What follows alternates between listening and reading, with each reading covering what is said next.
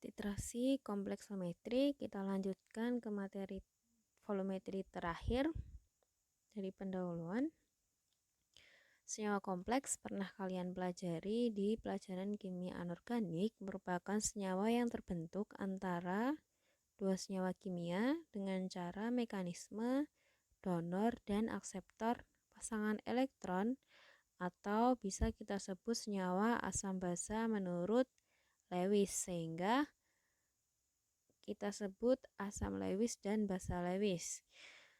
Setiap atom atau ion non-logam bisa bertindak sebagai donor asal memiliki pasangan elektron bebas yang bisa didonorkan.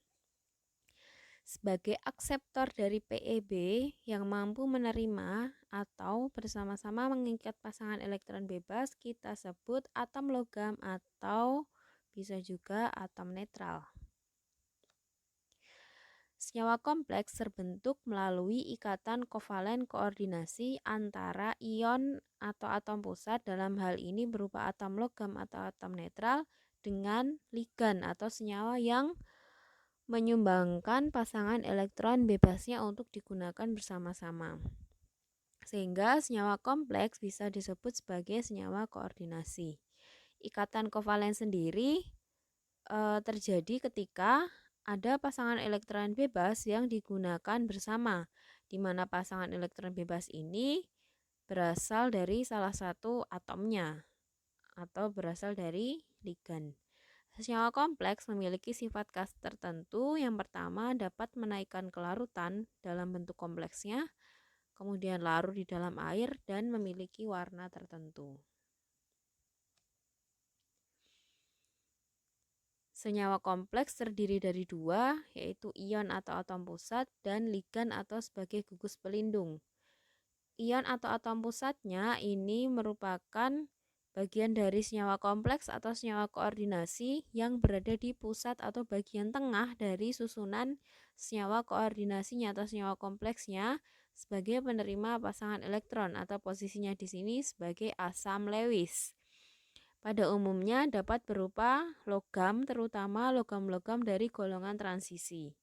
Kemudian ada ligan atau gugus pelindung, merupakan atom atau ion bagian dari senyawa koordinasi yang berada di sekeliling dari ion atau atom pusatnya, atau berada di bagian luar sebagai pemberi pasangan elektron bebas, atau posisinya sebagai basa Lewis. Ligan sendiri merupakan ion atau molekul yang memiliki sepasang elektron bebas atau lebih yang bisa disumbangkan. Ada beberapa jenis ligan, yaitu ligan monodentat, ligan bidentat, dan ligan polidentat. Ligan monodentat hanya dapat menyumbangkan satu pasang elektron. Ligan bidentat mampu menyumbangkan dua pasang elektron. Ligan polidentat seperti ligan tridentat bisa menyumbangkan 3 elektron. Jadi ligan polidentat mampu menyumbangkan lebih dari 2 pasang elektron. Kemudian ligan polidentat bisa kita sebut ligan pembentuk kelat atau selon. Jumlah maksimum ligan yang dapat diikat oleh ion logam biasanya dalam jumlah genap, 2, 4, atau 6, atau kita sebut bilangan koordinasi. Dalam analisis kompleksometri, ligan monodentat dan ligan bidentat tidak begitu kita gunakan karena reaksinya membutuhkan reaksi bertahap. Ligan monodentat hanya mampu menyumbangkan satu pasang elektron. Jadi ketika logam mampu mengikat 6 pasangan elektron bebas, maka untuk bisa membentuk kompleks dengan ligan monodentat, kita perlukan 6 tahapan reaksi. Untuk ligan bidentat, karena mampu menyumbangkan 2 pasang elektron bebas, maka untuk membentuk senyawa kompleks dengan ligan bidentat, kita butuhkan 3 tahap reaksi. Dalam analisis kualitatif, diperlukan reaksi yang membentuk senyawa kompleks dengan perbandingan 1:1 dengan logamnya atau dengan ion pusatnya. Sehingga kita butuhkan ligan pengkelat atau ligan polidentat yang mampu bereaksi atau berjalan dalam satu tahap reaksinya. Sehingga kita butuhkan ligan pengkelat atau bisa disebut juga komplekson. Dalam titrasi kompleksometri, biasanya kompleksan yang digunakan ada EDTA, etilen diamin tetraasetik asid atau etilen diamin tetraasetat, NTA, dan DCTA. Berikut adalah struktur dari EDTA yang terikat pada logam. EDTA sendiri memiliki 6 pasang elektron bebas, sehingga untuk berikatan dengan logam sebagai atom pusatnya, maka reaksinya hanya terjadi dengan satu tahap. Karena dalam satu tahap reaksi, 6 pasang elektron bebas dari EDTA mampu terikat pada 6 ruang kosong yang dimiliki oleh logam. EDTA sebagai ligan pengkelat mengandung oksigen maupun nitrogen di dalam strukturnya yang secara umum efektif bila kita gunakan untuk membentuk kompleks-kompleks yang stabil dengan berbagai macam logam. Struktur EDTA digambarkan pada rumus di dalam layar ini. Jadi ada etilen diamin CH2 yang mengikat N di masing-masing C-nya, yang kemudian N-nya mengikat 4 asetat. Sehingga EDTA memiliki 6 pasang elektron bebas yang terdapat pada 4 atom O pada struktur asetatnya di bagian OH dan 2 atom N yang terikat ke ion logamnya. Jadi di sini ada 4 COOH. Pasangan elektron bebasnya terdapat pada OH yang melepaskan H+. Sedangkan 2 pasangnya lagi terdapat pada nitrogen. Sehingga ada 6 pasangan elektron bebas yang bila kita reaksikan membentuknya kompleks, maka bentuk ikatannya seperti ini. 4 terikat pada atom O yang sudah melepaskan H+, dan 2 terikat pada atom N. Coba bisa dilihat. Yang ke atas dan ke bawah itu mengikat di O, yang ke samping 2-nya mengikat O, dan yang ke samping 2-nya mengikat N.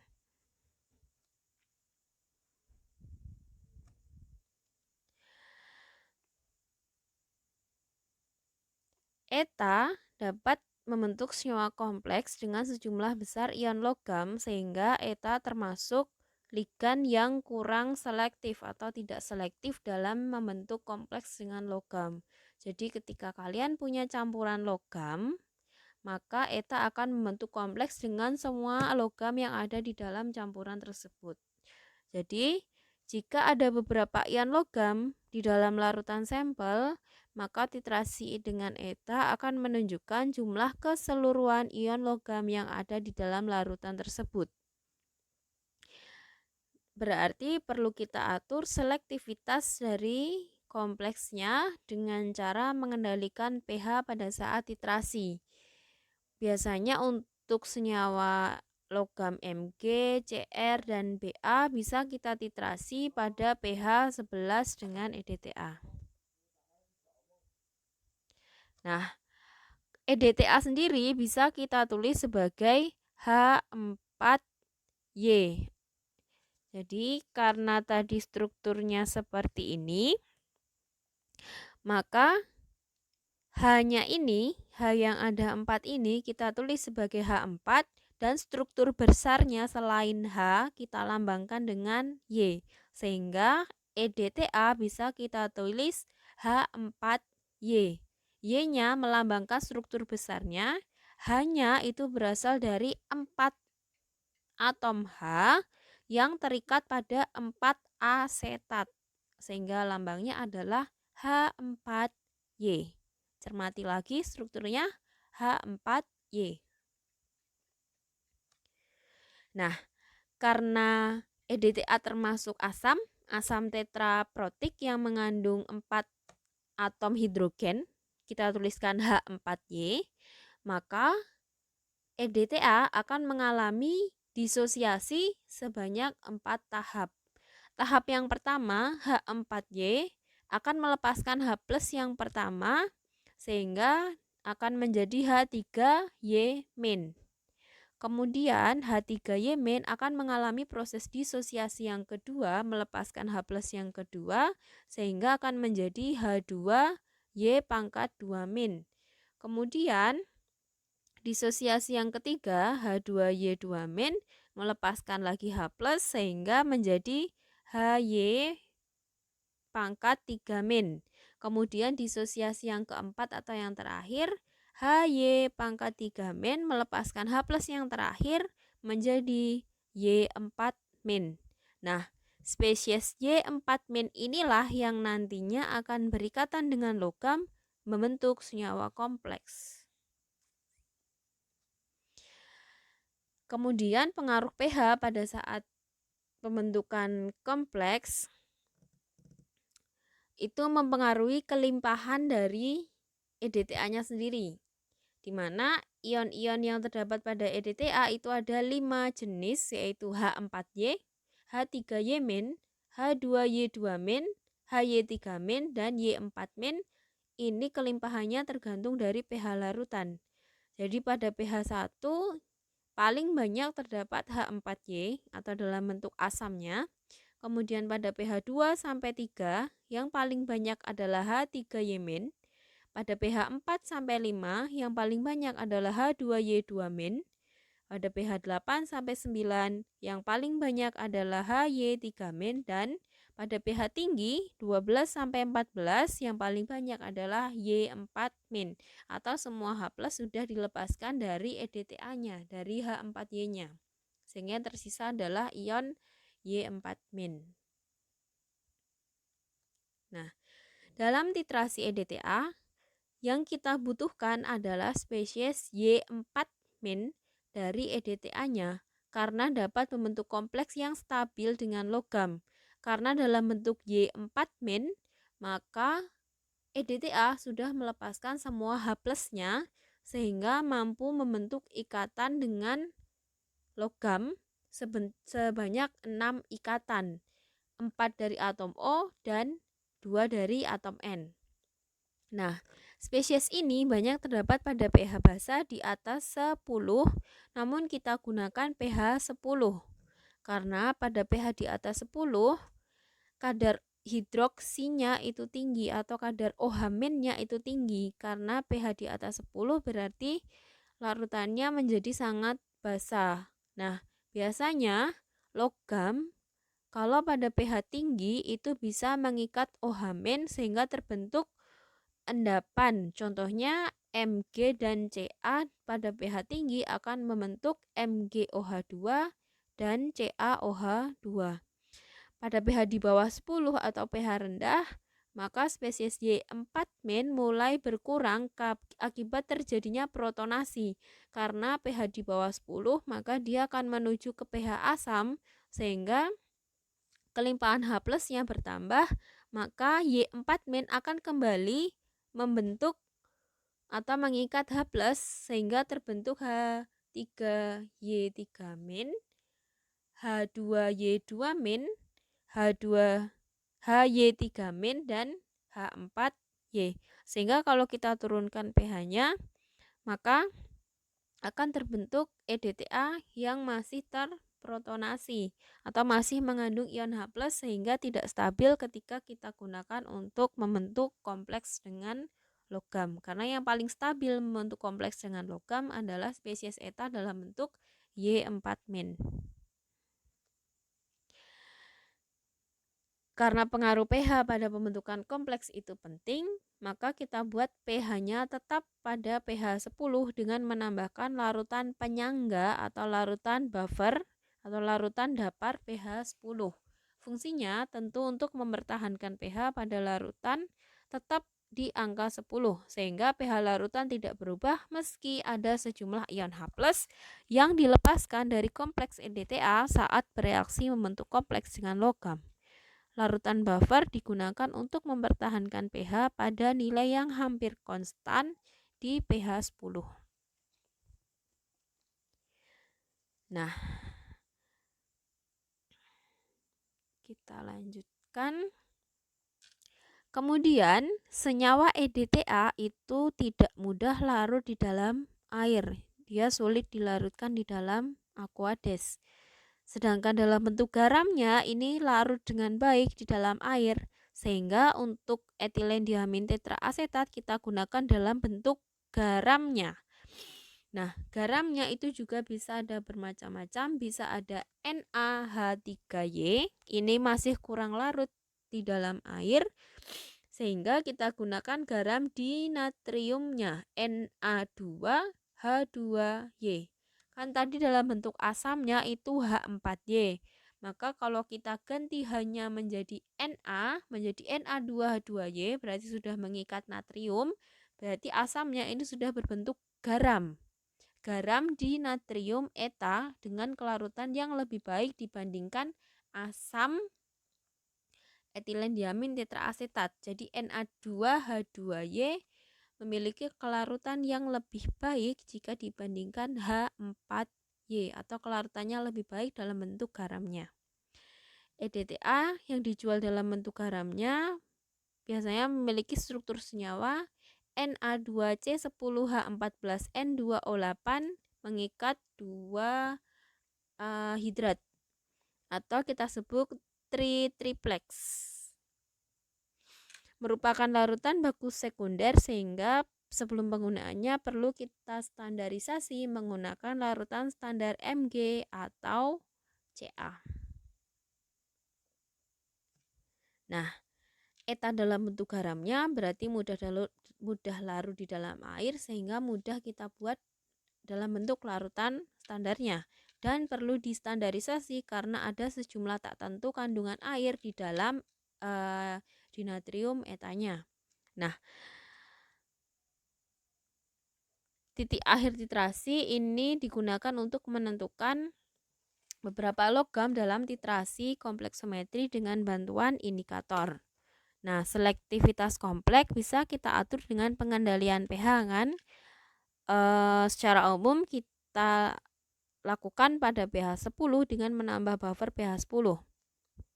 Atau bisa juga dilakukan dalam suasana asam dengan menambah asam sulfat 4N untuk logam-logam tertentu yang tidak bisa dititrasi pada pH tinggi.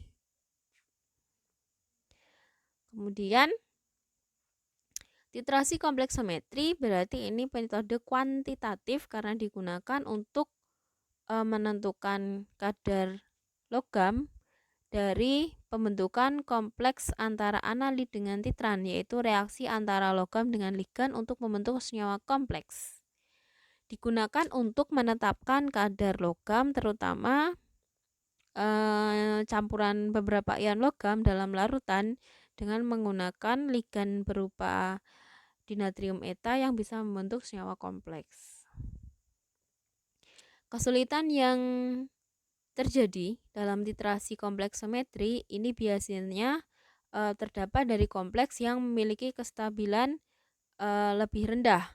Nah, ini bisa kita selesaikan dengan memilih titran yang bisa membentuk kompleks yang stabil. Salah satunya adalah dinatrium eta. Seperti yang sudah saya jelaskan di awal tadi bahwa dinatrium eta ini merupakan ligan pengkelat yang baik karena mengandung pasangan elektron bebas di oksigen dan nitrogennya yang bisa membentuk kompleks yang stabil dengan berbagai macam logam. Senyawa dinatrium eta bereaksi 1:1 dengan banyak ion logam. Nah, untuk prinsip reaksinya nanti saya jelaskan di video yang berbeda. Jadi untuk menunjukkan titik akhir titrasi, itu kita gunakan indikator sebagai penunjuk titik akhir titrasinya dengan adanya perubahan warna. Kemudian indikator ini digunakan untuk mencapai titik akhir titrasi. Jadi syarat suatu indikator ion logam dapat digunakan adalah reaksi warnanya harus kuat sampai sebelum titik akhir titrasi. Jadi jika semua ion logam telah membentuk kompleks dengan EDTA, maka larutan akan membentuk warna yang kuat. Kemudian reaksi warnanya harus spesifik dan selektif. Kemudian yang ketiga, kompleks indikator logam harus memiliki kestabilan yang lebih kecil dibandingkan kompleks logam dengan EDTA agar titik akhir EDTA pada saat titik akhir EDTA mampu memindahkan ion-ion logam dari kompleks indikator logam ke kompleks logam EDTA. Ini nanti saya jelaskan di prinsip reaksi yang di awal tadi. Kemudian yang keempat, kontras warna antara indikator yang bebas dengan kompleks indikator logam harus cukup berbeda sehingga mudah diamati dan berlaku pada pH batas titrasinya. Kemudian yang kelima, senyawa indikator harus stabil secara kimiawi baik saat penyimpanan maupun titrasi. Nah, zat warna yang dapat membentuk kompleks dengan ion logam yang berwarna pada daerah pH tertentu di sebagian indikator itu juga kita gunakan zat pengompleks sehingga bisa membentuk kompleks dengan logam yang memiliki warna berbeda antara indikator bebas dengan indikator dengan logam. Contoh indikator kompleksometri itu ada Eriochrome black tea, Murexit, dan Silenol orange yang bisa juga disebut sebagai indikator metalokromat. Lanjutkan penjelasan untuk titrasi kompleksometri, yaitu indikator kompleksometri ada 3, Eriochrome black tea, Murexit, dan Silenol orange. Kita bahas satu persatu. Untuk Eriochrome black tea, ini ada 3 warna di dalam berbagai pH, yaitu merah di pH di bawah 5, kemudian biru di pH 7 sampai 10, dan orange di pH di atas 12. Pada pH 7 sampai 10, indikator berada dalam bentuk H2- dengan warna biru. Kemudian saat membentuk kompleks dengan logam berwarna merah, sehingga digunakan untuk titrasi pada pH 10, yaitu antara 7 dan 10, di mana indikator bebasnya berwarna biru dan ikatan kompleks indikator logamnya berwarna merah.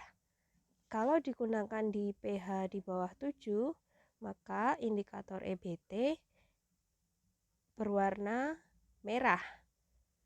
Sedangkan indikator saat berikatan dengan logam juga berwarna merah.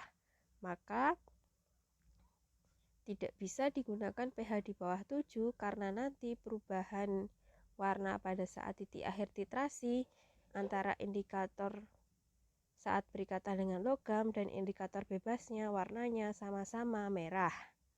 Kemudian tidak bisa digunakan pada pH di atas 12 karena logamnya bisa membentuk endapan dengan OH. Kemudian kelemahan dari indikator EBT yaitu kurang baik untuk ion Ca2+ dengan EDTA karena kompleks Ca-EBT itu lebih stabil dibandingkan ikatan Ca dengan EDTA, sehingga titik akhir titrasinya sulit dicapai karena eta kurang mampu menggantikan posisi EBT pada kompleks Ca-EBT. Kemudian titik ekivalen terjadi terlalu cepat. Lalu indikator Murexit ada beberapa warna di berbagai pH, Di bawah pH 9 warnanya jingga merah, di pH 9 sampai 11 warnanya ungu, dan di pH lebih dari 11 warnanya biru.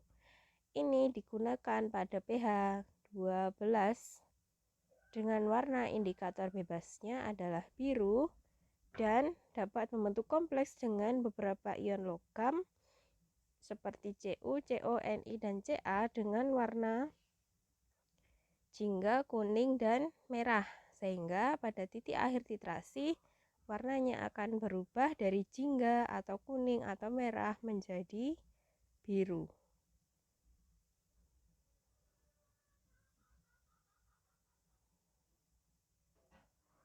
Kemudian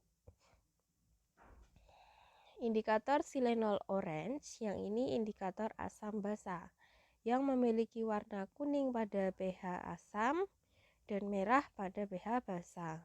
Karena di pH basa warnanya merah, sedangkan kompleks logam dengan indikator ini menghasilkan kompleks berwarna merah, maka indikator silenol orange tidak dapat digunakan pada pH basa karena titik akhir titrasinya perubahan warnanya nanti sama-sama merah sehingga tidak bisa diamati.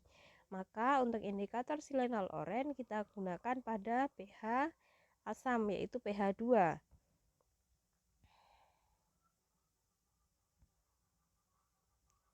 Macam-macam titrasi dengan EDTA ada 4, titrasi langsung, titrasi kembali, titrasi substitusi atau penggantian, dan titrasi asam basa.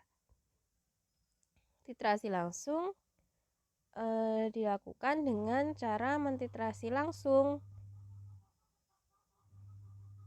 Mentitrasi langsung sampelnya yaitu dengan menambahkan buffer amonia, kemudian ditambah indikator EBT, lalu dititrasi dengan EDTA. Perubahan warna terjadi karena indikator terusir dari kompleks logam indikator. Titrasi dilakukan sampai perubahan warna sempurna. Kemudian titrasi kembali atau tidak langsung, di sini larutan analitnya ditambah dengan EDTA berlebih. Akan ada sisa EDTA setelah semua ion logam bereaksi dengan eta membentuk kompleks analit eta. Kemudian pH-nya diatur dengan larutan buffer. Kelebihan eta dititrasi dengan larutan standar kedua, yaitu larutan standar ion logam. Dengan syarat ion logam kedua tidak boleh menggantikan analit pada kompleks analit eta yang sudah terbentuk di awal tadi. Cara ini dilakukan jika dalam larutan terdapat ion lain selain ion logam yang ditentukan yang dapat mengendapkan ion logam yang ditentukan, misalnya OH atau fosfat. Lalu tidak ada indikator yang cocok untuk logam yang ditentukan, dan reaksi ion logam EDTA terjadi secara lambat. Kemudian yang ketiga, titrasi substitusi atau penggantian. Larutan sampelnya atau larutan ion logamnya ini ditambah dengan Mg EDTA atau Zn EDTA. Maka ion logam sampelnya akan menggantikan posisi Mg atau Zn-nya sehingga Mg atau Zn-nya akan dilepaskan. Ion Mg atau Zn yang dibebaskan dititrasi dengan EDTA, kemudian akan membentuk kompleks logam EDTA. Mg atau Zn yang dibebaskan ini ekivalen dengan konsentrasi larutan ion logam sampelnya. Yang keempat, titrasi asam basa ini dilakukan dengan cara menghitung jumlah H+ yang dilepaskan dari reaksi pembentukan kompleks logam dengan EDTA. Dititrasi dengan larutan baku basa.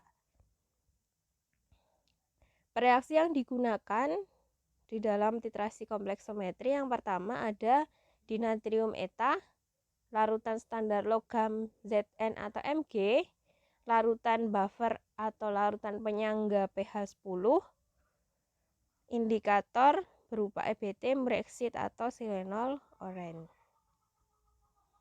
Pembuatan larutan eta bisa dibaca. Kemudian ini dihitung. Kemudian cara pembuatannya. Lalu cara penetapan kenormalan larutan EDTA, ini dihitung dulu kebutuhan MgCl2-nya. Lalu cara pembakuan atau penetapan kenormalan EDTA-nya seperti ini. Selamat mengerjakan.